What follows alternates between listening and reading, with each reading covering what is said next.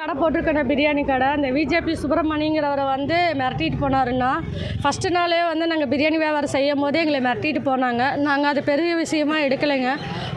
இந்த திங்கக்கிழமை பார்த்திங்கன்னா சாயந்தரம் வந்து வியாபாரம் பண்ணுற நேரத்தில் வந்துட்டு கஷ்டமாக இருக்கும் போது நீ யார் கேட்டு கடை போட்டேன்னு சொல்லி பசங்களெல்லாம் கூட்டிகிட்டு வந்து ரொம்ப மிரட்டிட்டு போனாங்கன்னா கடையில் உடைக்கிட்டோமா அனாவசியமான வார்த்தையை பேசி ரொம்ப கொச்சப்படுத்திட்டாங்க.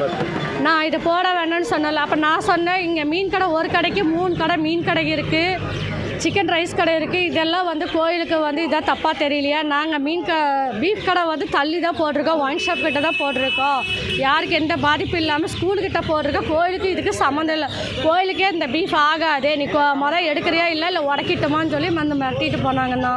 அது அவங்க மிரட்டிட்டு போன அன்றைக்கி பார்த்திங்கன்னா எங்களுக்கு 3000 ரூபா பக்கம் லாஸ் ஆகிடுச்சுண்ணா.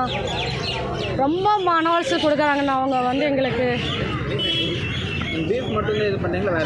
அண்ணா பிரியாணி பீஃப் ஐட்டம் மட்டும் தானே, வேறெல்லாம் எதுவும் இல்லைண்ணா. எதுவுமே கிடையாது, எல்லாமே பீஃப் தான்.